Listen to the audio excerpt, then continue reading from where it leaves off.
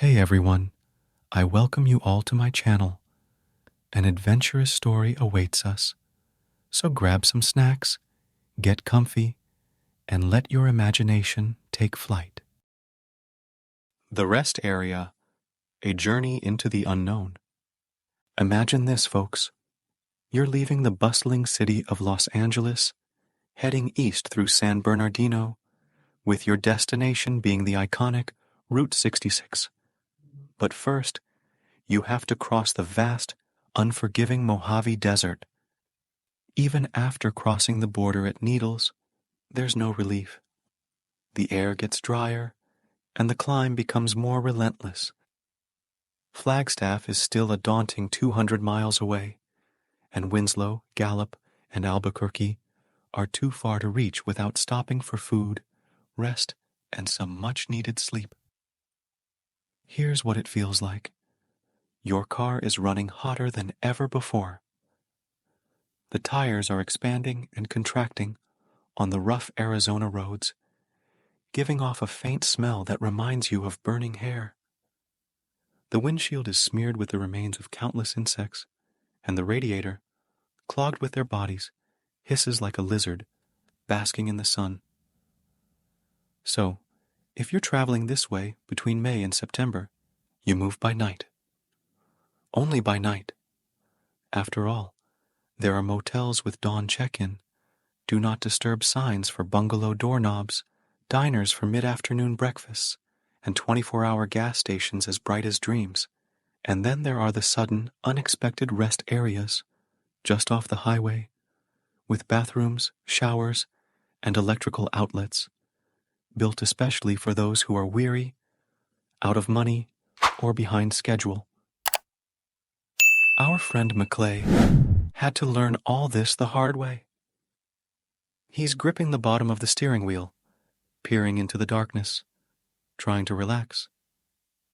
But the wheel sticks to his fingers like warm candy. Off somewhere to his left, the horizon flickers with a pearly glow, then fades back to black. He doesn't bother to look. Sometimes, though, he wonders just how far away the lightning is striking. Not once during the night has the sound of its thunder reached him here in the car. In the back seat, his wife moans. The journey has been almost unbearable for her. It's taken 4 days instead of the expected 2.5. He tries not to think about it, but the memory hangs over the car like a thunderhead. It's been a blur, a fever dream. Once, on the second day, they were passed by a bus, its silver sides blinding him, until he noticed a Mexican woman in one of the window seats. She wasn't looking at him. She was holding a swooning infant to the glass, squeezing water onto its head from a plastic baby bottle to keep it from passing out. Maclay sighs and fiddles with the buttons on the car radio. He knows he won't get anything from the AM or FM bands, not out here, but he turns it on anyway. He keeps the volume and tone controls down so as not to wake his wife. Then he presses the seldom-used middle button, the shortwave band, and raises the gain carefully until he can barely hear the radio over the hum of the tires. All he gets is static. He sweeps the tuner across the bandwidth, but there's only white noise. It reminds him a little of the summer rain yesterday, the way it had sounded bouncing off the windows. He's about to give up when he catches a voice, crackling, drifting in and out. He works the knob like a safecracker, zeroing in on the signal. A few bars of music, a tone, then the voice again. Greenwich Mean Time, then the station ID. It's the Voice of America Overseas broadcast. He grunts disconsolately and turns it off. His wife stirs. "Why'd you turn it off?" she murmurs. "I was listening to that." "Good. Program." "Take it easy," he says. "You're still asleep. We'll be stopping soon." "Only comes out at night," he hears her say, and then she's lost again in the blankets. He opens the glove compartment, takes out one of the Automobile Club guides. It's already clipped open. Maclay flips on the overhead light and drives with one hand, reading over, for the 100th time, the list of motels that lie ahead. He knows the list by heart, but seeing the names again reassures him somehow. Besides, it helps to break the monotony. And then, in the middle of a long night, they find a place you never expect to find. A bright place with buildings, or at least a building, and cars, other cars drawn off the highway to be together in the protective circle of light. A rest area. He would have spotted it without the sign. Elevated sodium vapor lighting bathes the scene in an almost peach-colored glow, strikingly different from the cold blue-white sentinels of the interstate highway. He's seen other rest area signs on the way out, probably even this one. But in daylight, the signs had meant nothing more to him than Frontage Road or Business District next right. He wonders if it's the peculiar warmth of light that makes the small island of blacktop appear so inviting. Maclay slows down, downshifts, and leaves Interstate 40. The car dips and bumps, and he's aware of the new level of sound from the engine as it gears down for the first time in hours.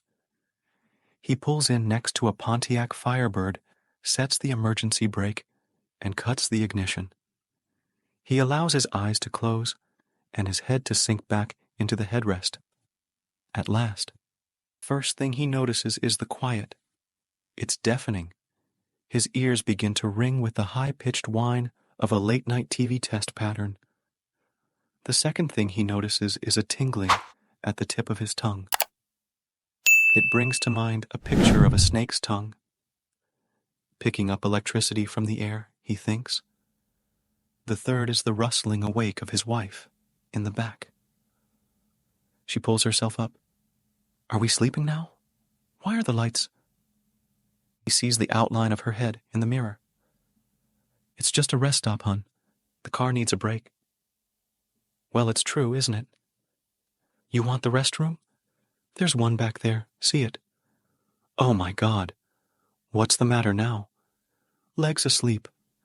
Listen, are we or are we not going to get There's a motel coming up. He doesn't say that they won't hit the one he had marked in the book for another couple of hours. He doesn't want to argue. He knows she needs the rest. He needs it too, doesn't he? Think I'll have some more of that coffee, though, he says. Isn't any more, she yawns. The door slams. Now he's able to recognize the ringing in his ears for what it is, the sound of his own blood. It almost succeeds in replacing the steady drone of the car. He twists around, fishing over the back of the seat for the ice chest. There should be a couple of Cokes left, at least.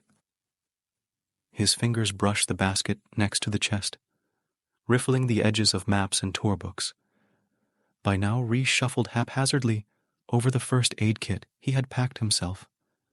Tourniquet, forceps, scissors, ammonia inhalants, merthiolite, triangular bandage, compress, adhesive bandages, tannic acid, and the fire extinguisher, the extra carton of cigarettes, the remainder of a half-gallon of drinking water, the thermos, which his wife said was empty, and why would she lie? He pops the top of a can. Through the side window, he sees his wife disappearing around the corner of the building. She's wrapped up in her blanket. He opens the door and slides out, his back aching. He stands there blankly, the unnatural light washing over him. He takes a long, sweet pull from the can. Then he starts walking. The Firebird is empty. And the next car, and the next. Each car he passes looks like the one before it, which seems crazy until he realizes that it must be the work of the light. It casts an even, eerie tan over the baked metal tops, like orange sunlight through air thick with suspended particles. Even the windshields appear to be filmed over with a thin layer of settled dust. It makes him think of country roads, sundowns. He walks on. He hears his footsteps echo with surprising clarity, resounding down the staggered line of parked vehicles. Finally, it dawns on him, and now he knows how tired he really is, that the cars must actually have people in them, sleeping people. Of course. Well, he thinks, watching his step, I wouldn't want to wake anyone. The poor devils. Besides the sound of his footsteps, there's only the distant swish of an occasional, very occasional car on the highway. From here, even that's only a distant hush, growing and then subsiding like waves on a nearby shore. He reaches the end of the line, turns back. Out of the corner of his eye, he sees, or thinks he sees, a movement by the building. It would be his wife, shuffling back. He hears the car door slam. He recalls something he had seen in one of the tourist towns in New Mexico. Circling the park, in Taos, that was where they had been. He had glimpsed an ageless Indian, wrapped in a typical blanket, ducking out of sight into the doorway of a gift shop. With the blanket over his head that way, the Indian had somehow resembled an Arab, or so it had seemed to him at the time. The sight of the Indian disappearing had left an impression on him, a symbol of mystery and evasion. Now, back at the rest area, he felt a similar sense of mystery. He walked back to his car, his mind buzzing with questions and fatigue. He reached his car and paused, looking at the other vehicles in the lot. They all looked abandoned, covered in a layer of dust and grime from the road. It was as if they had been left there, forgotten by their owners. He opened the door of his car and slid into the driver's seat. His wife was still asleep in the back, oblivious to the strange atmosphere of the rest area. He started the car and pulled it out of the parking lot, leaving the eerie glow of the sodium vapor lights behind him. As he merged back onto the highway, he couldn't shake off the feeling of unease. The rest area, with its abandoned cars and strange, warm light, seemed like a place out of time, a place where people came, but never left. He shook his head, trying to dispel these thoughts. He had a long drive ahead of him, and he needed to focus on the road. But as he drove on, the image of the rest area stayed with him, a haunting reminder of the mysteries and unknowns that lay just off the beaten path. And though he would never admit it, a part of him wished he had stayed, wished he had explored the mysteries of the rest area further. But the road ahead was long, and the mysteries of the rest area would have to remain unsolved. And that's where our story ends for today, dear viewers. A tale of a long journey, a mysterious rest area, and the mysteries that we leave behind. Remember, life is full of mysteries waiting to be discovered.